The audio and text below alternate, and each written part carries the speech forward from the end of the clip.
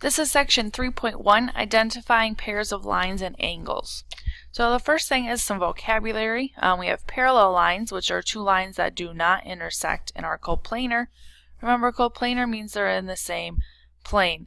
So if I look at my picture, two lines that don't intersect that are in the same plane would be lines M, line M, and line N. Okay, and that's what those little red arrows mean, is that they're parallel. If you wanted to show that with symbols, the parallel symbol is two vertical lines. Skew is similar to parallel, however, the lines don't intersect because they're not in the same plane. So like, for example, line K doesn't intersect line M. They're not parallel because they're not like railroad tracks. So there would be skew instead, and they're not in the same plane. So line K and line M. And the last is parallel planes, two planes that don't intersect, so like our floor and our ceiling, or in this case, plane T and plane U.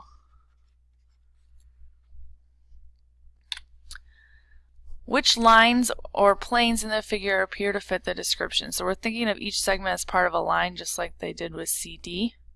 So this is the one that we're comparing it to.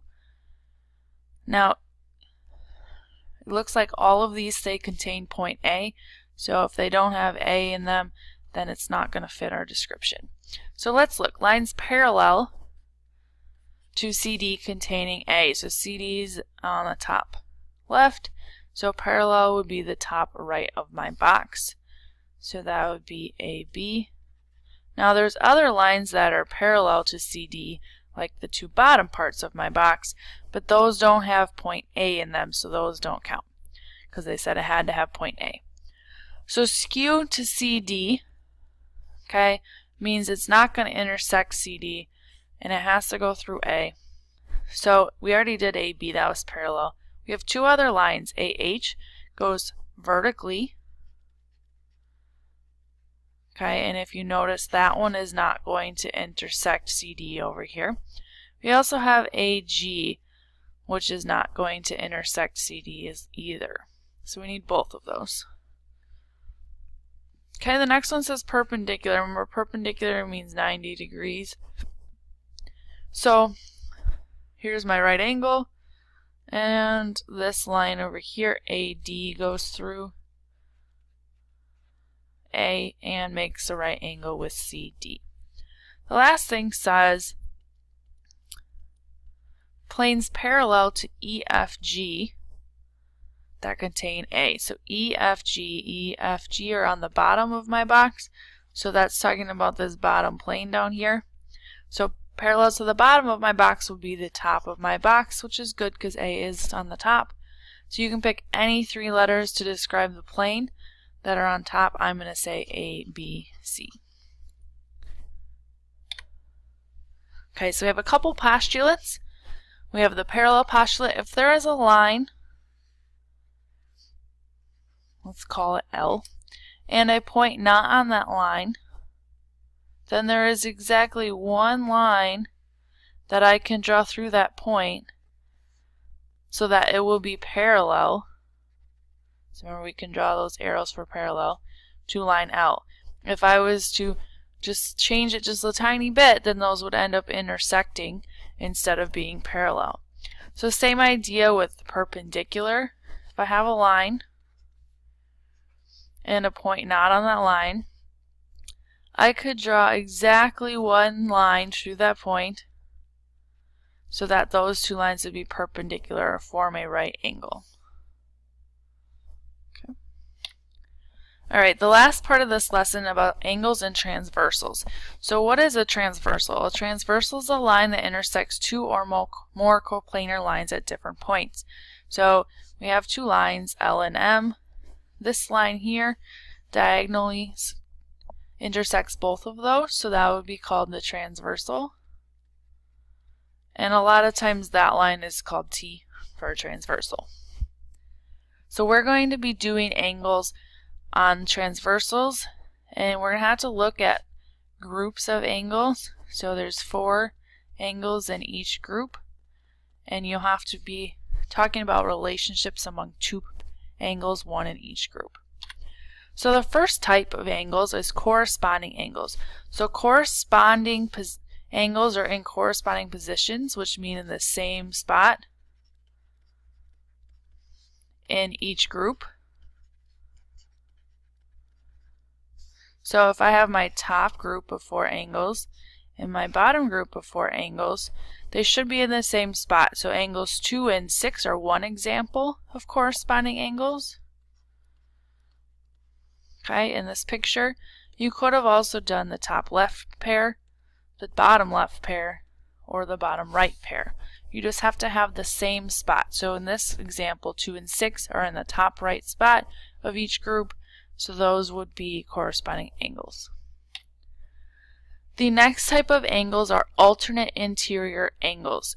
They lie between the lines, hence the interior part, so they're between my two lines, and on opposite sides of my transversal T, hence the alternating part.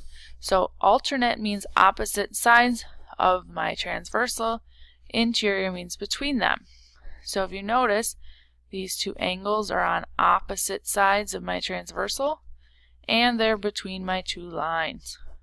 Okay, I also could have done these two pairs, because those would also be on alternate sides between the two lines. Similarly, we have alternate exterior angles. Exterior because they are on the outsides of my lines, and again alternating because they're on the opposite sides. So opposite sides of my transversal on the outside, so 1 and 8 are. Also this angle and this angle would be alternate exterior because they're still on the outsides and on opposite sides of my transversal. The last kind is consecutive interior. Again, interior means between my two lines. Consecutive means on the same side instead of opposite sides of my transversal. So if you notice 3 and 5 are in between the lines and they're on the same side, these two angles right here would have also worked because they are also on the inside on the same side. So this page is just identifying all pairs of the angle types, so a good place to pause and try for yourself. Alright, so coming back, we are going to identify all pairs, so that means again you're taking one from each group. So we have our left grouping and our right grouping. Corresponding means in the same position in each group. So if I said angle 1, which is in the top left position in my left group, I would do angle 5 because that's also in the top left position in my right group. So corresponding again means same position or same spot. So if I keep going, angle 2 and angle 6 are both in the top right. Angle 3 and angle 7 are both in the bottom left. And angle 4 and angle 8 are both in the bottom right. The next are alternate interior. So interior are between my lines. Okay, alternate means that they're on opposite sides. So if I have of my transversal. So if I have angle 2, the angle that's opposite or on alternate side would be angle 7, that's still inside, and angle 4 would be angle 5. Okay, the next one is alternate exterior. Okay, so on the exterior we have these two angles out here, these two out here. We want opposite sides though because it's alternating. So angle 1 and angle 8 are on opposite sides of my transversal, and angle 3 and angle 6. Again, you're always choosing one from each block of 4. Okay, and last but not least are consecutive interior. So again, interior, we got those 4. Consecutive means on the same side of my transversal. So we have this top side, angle 2 and angle 5. and we have the bottom side of my interior, angle 4 and angle 7. And that's really all there is to this section.